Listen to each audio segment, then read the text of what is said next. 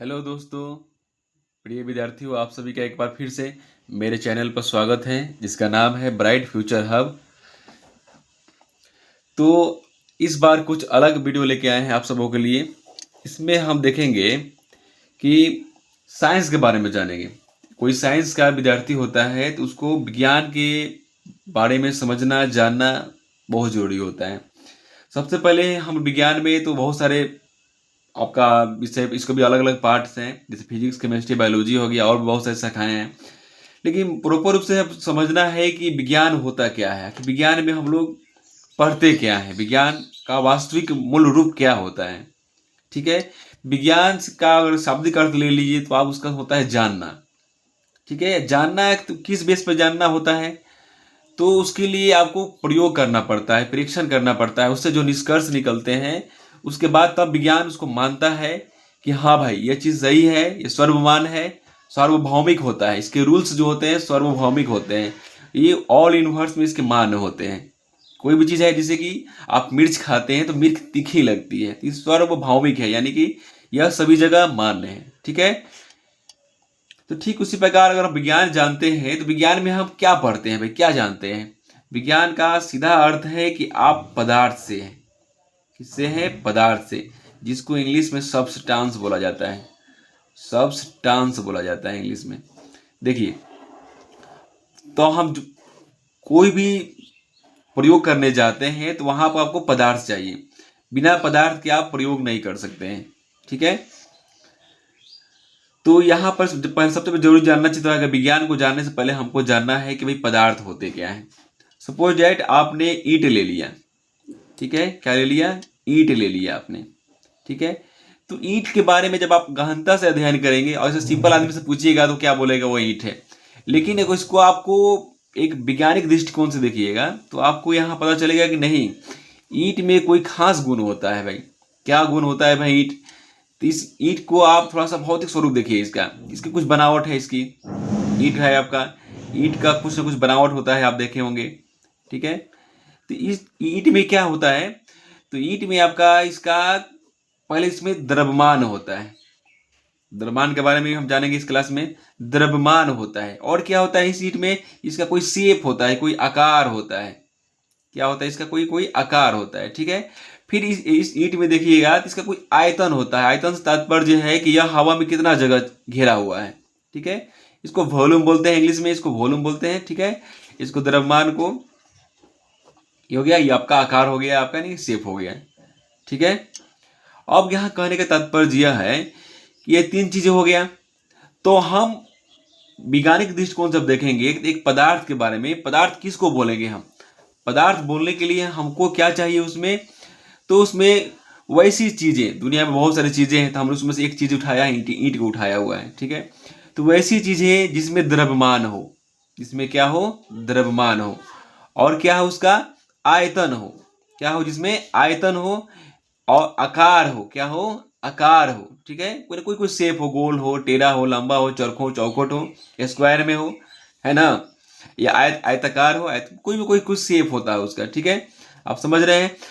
तो और जिसका हम लोग अपनी ज्ञानेंद्रियों द्वारा, हमारी ज्ञानेंद्रियां है, फीलिंग्स है, जिससे हमारे दिमाग है, महसूस, छू के महसूस कर लेते हैं। हमारी ज्ञानेंद्रियां महसूस कर जाती हैं, हमारी इंद्रियां, कि नहीं भाई यह कुछ हार्ड चीजें हैं, ईंट जैसा लग रहा है, यह ईंट है। ठीक है। तो अनुभव कर लेते हैं, तो उस चीजों को हम लोग पदार्थ बोलते हैं। क्या बोलते हैं? पदार्थ बोलते हैं। ठीक है। तो आप समझ रहे होंगे कि ये जो ईंट है, या बॉल ले लीजिए, बॉल को भी आप ले सकते हैं उदाहरण के तौर पे। इसमें भी क्या होता है? इसका द्रव्यमान होता है। इसका वेट करेंगे हम, वजन करेंगे, तो यह भी आएगा 200 ग्राम या 250 ग्राम करके बॉल आता है एक ठो। ठीक है। तो इसका वजन आ गया। और क्या होता है? इसका आयतन होता है, यानी कि वॉल्यूम होता है। यह हवा में अपने जैसे गोलाकार होता है, स्फीयर टाइप का, तो यह कोई ना कोई अपना हवा में उसी आकार का अपना जगह घेरा हुआ रहता है। ठीक है। इसका आयतन हो गया। अब आकार तो आप जान ही समझ रहे हैं, स्फीयर आकार हो गया इसका। ठीक है। तो जिस आकार का होता है या उसी आकार में अपना हवा में यह जगह घेरा हुआ होता है। आप इसको महसूस कर लेते हैं टच करके, अपने ज्ञानेंद्रियों द्वारा, नहीं यह गेंद है, इस चीज से हम लोग क्रिकेट खेलते हैं। यह ईंट है, आप ज्ञानेंद्रियों द्वारा महसूस कर लेते हैं कि नहीं भैया ईंट है, मिट्टी का बना हुआ है, जो आग में इसको पका के लाल कर दिया गया है, इससे आप घर बना सकते हैं। ठीक है। तो तब हम दोनों चीजों को हम लोग पदार्थ की श्रेणी में रखते हैं, पदार्थ बोलेंगे साइंस के अनुसार। ठीक है।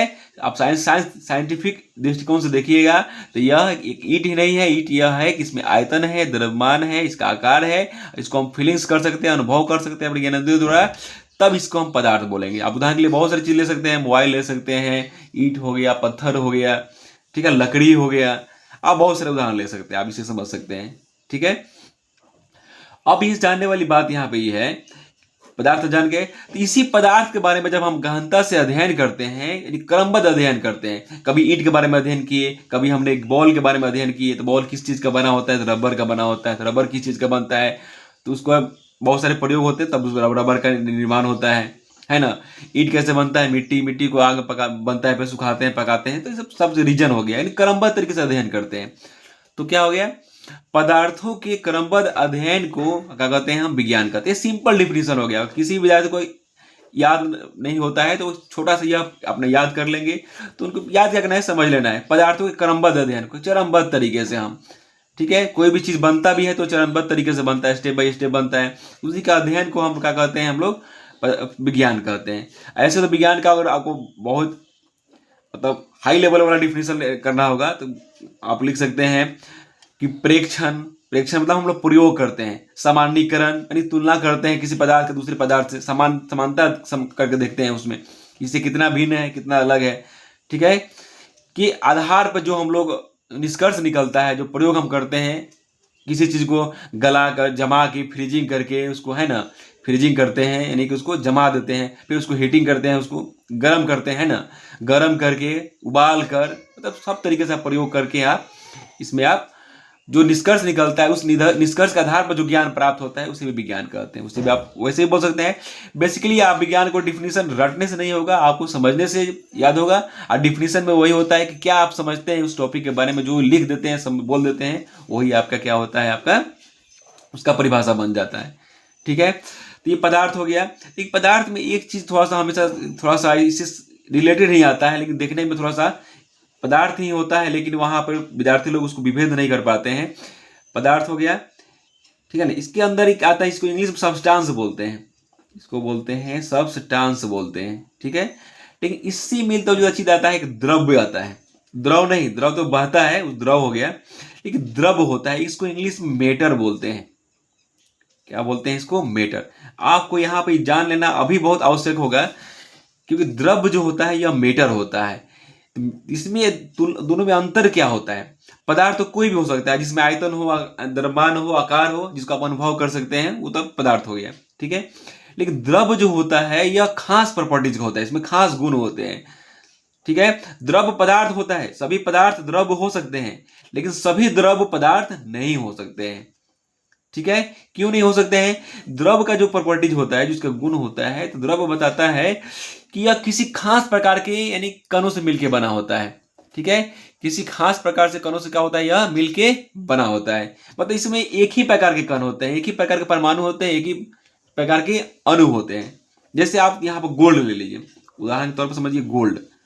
जो गोल्ड क्या है, आप गोल्ड ले लीजिए, क्या गोल्ड का आप एक ईंट ही ले लीजिए गोल्ड का, ठीक है। तो गोल्ड का जो ईंट होता है आपका, ठीक है, ये भी, इसमें भी आयतन है, इसमें भी द्रव्यमान है, इसमें भी आकार है, ठीक है। लेकिन जो इस गोल्ड के जो कण होते हैं, जो इसके परमाणु होते हैं, वो सभी जगह एक ही प्रकार, यहां भी वही रहेगा और यहां भी वही रहेगा, ठीक है। तो इसका प्रॉपर्टीज क्या हो गया, एक ही प्रकार के जो परमाणुओं से, अणुओं से मिलकर बनते हैं, वे द्रव्य हो गए। मतलब वैसे पदार्थ जिसमें आयतन आकार तो सब होंगे ही, लेकिन वैसे पदार्थ जो एक ही प्रकार के कणों से मिलके बने होते हैं, उसे हम लोग द्रव्य कहते हैं, यानी कि मेटर कहते हैं। जैसे सोना हो गया, चांदी हो गया, है ना, अल्युमिनियम हो गया, तांबा हो गया, ठीक है। ये सब चीजें क्या है, द्रव्य हो गए, ये सब क्या है, द्रव्य मेटर है। और सब्सटेंस क्या हो गया, सारे मेटर भी और जितने भी आपका चीजें दिखाई देती हैं, जिसमें आयतन हो, द्रव्यमान हो, आकार हो, ठीक है, उसको हम लोग क्या बोल सकते हैं, सब्सटेंस बोल सकते हैं, पदार्थ बोल सकते हैं, ठीक है। क्लियर हो गया। सभी पदार्थ द्रव्यमान नहीं हो सकते हैं, लेकिन सभी द्रव्य पदार्थ होते हैं। जैसे गोल्ड भी क्या है, एक द्रव्य है, लेकिन यह पदार्थ भी है। क्लियर हो गया। अब देखिए पदार्थ की जो अवस्थाएं होती है, पदार्थ, अब जितनी भी चीजें आप देखते हैं जिसमें आयतन होती है, द्रव्यमान होती है और आकार होता है, ठीक है, तो उसकी, अब उस सारी चीजों को, सारे पदार्थों को अपने आप तीन अवस्था में देखते हैं। एक होता है ठोस, एक होता है, क्या होता है, ठोस, आपको पता होगा, नहीं पता हो तो जान लीजिए।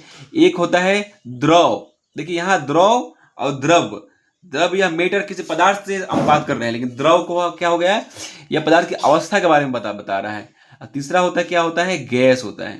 तीसरा क्या होता है, गैस होता है। ठीक है, पदार्थ तीन अवस्थाओं में पाया जाता है। कौन कौन अवस्था, ठोस अवस्था, द्रव अवस्था और गैस अवस्था में पाया जाता है। यह पदार्थ जिसके बारे में हम लोग अध्ययन करते हैं, जिसके क्रमबद्ध अध्ययन को हम विज्ञान कहते हैं। ठीक है, तो ठोस अवस्था किसे कहते हैं, तो पदार्थ की वह अवस्था होती है जिसमें इसके आयतन और आकार दोनों क्या होते हैं, निश्चित होते हैं।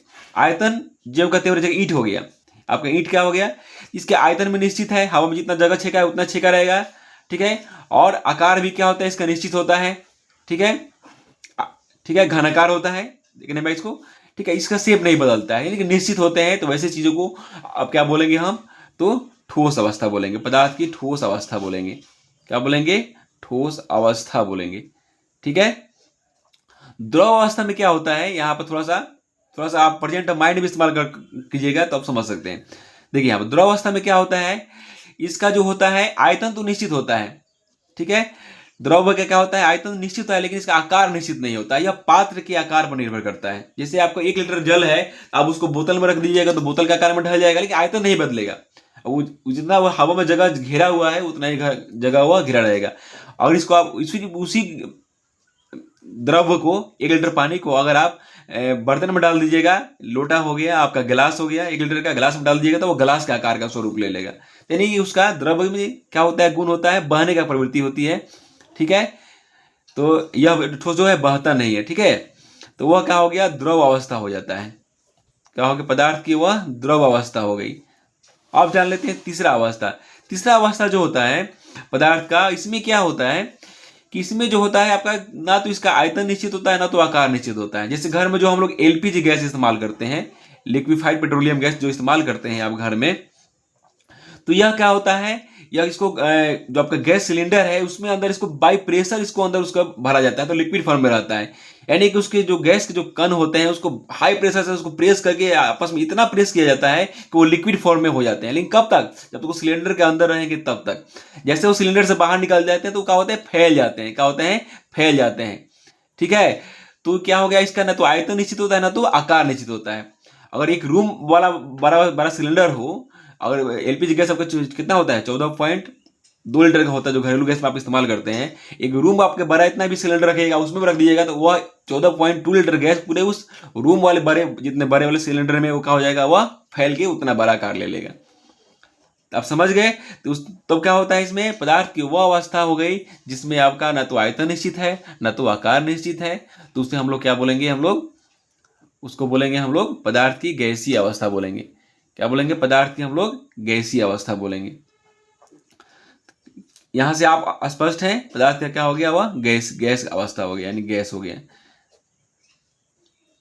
ठीक है, क्लियर हो गया आपका पदार्थ का ठोस, द्रव, गैस अवस्था। लेकिन इसमें थोड़ा सा एक और बात जो गौर करने वाली है कि पदार्थ जो होते हैं, दुनिया का कोई भी सब्सटेंस ले लीजिए आप, सब्सटेंस ले लीजिए। ठीक है, इसमें आप चाहे जॉन डाल्टन हो, चाहे रदरफोर्ड हो, जिन्होंने पदार्थ के बारे में बताया, तो उन्होंने बताया है कि जो पदार्थ होते हैं, जो क्या होते हैं, डाल्टन के द्वारा बताया गया था कि जो पदार्थ होते हैं, कोई पदार्थ हो गया, वह अत्यंत सूक्ष्म कणों से मिलकर बने होते हैं, जिसको हम लोग परमाणु कहते हैं। यानी कि पदार्थ जो होते हैं, चाहे ईंट हो, पत्थर हो, कोई भी चीज हो, वो किससे मिलके बने होते हैं, तो परमाणु से मिलके बने होते हैं, यानी कि एटम्स से मिलके बने होते हैं। समझ गए, तो पदार्थ के सबसे सूक्ष्मतम स्वरूप को हम क्या कहते हैं, परमाणु कहते हैं, सर जॉन डाल्टन के द्वारा यह। ठीक है, तो आप स्पष्ट हो गया कि जो पदार्थ का क्रमबद्ध अध्ययन करते हैं, ठीक है, तो पदार्थ जो होते हैं अत्यंत सूक्ष्म कणों से मिल के बने होते हैं। जैसे ईंट ले लीजिए, ईंट को जब आप उसको रगड़िएगा, घिसिएगा, तो क्या हो जाएंगे, छोटे छोटे मिट्टी के स्वरूप में बदल जाएंगे वो। यानी कि आप स्पष्ट हो जा रहा है आप कि आप इसको पीस कर, ईंट को पीस करके आप पाउडर बना सकते हैं। ठीक है, तो अंत छोटे छोटे कणों में डिवाइड हो जाएंगे, और छोटे कण में भी उसको डिवाइड कर सकते हैं। जो सबसे सूक्ष्मतम कण होता है, आप उससे छोटा नहीं कर सकते हैं, तो उस कण को हम लोग क्या कहते हैं, परमाणु कहा जाता है। यह परमाणु सभी पदार्थों में होता है, चाहे वह गोल्ड हो, चाहे वह ईंट हो, चाहे वह पत्थर हो। ठीक है, तो यह परमाणु होता है। अब इसी से परमाणु से मिलकर अणु बनते हैं। जब थोड़ा सा जो कण जो बड़ा हो जाता है, यानी कि थोड़ा सा जो सबसे छोटा कण होता है उससे और बड़ा हो गया तो वह क्या होता है, थोड़ा सा बड़ा वाला कण ले लेंगे तो वह अणु हो जाता है। क्या हो जाता है? अणु हो जाता है, यानी कि मोलिक्यूल हो जाता है। यानी कि अणु जो क्या होता है, यह परमाणुओं से मिलके बनता है, या दो परमाणु मिल जाए या दो से अधिक परमाणु मिलके आप क्या करते हैं, अणु का निर्माण कर देते हैं। जैसे आपका हाइड्रोजन एक परमाणु है, हाइड्रोजन आपका एक तत्व है, यानी कि द्रव्य है।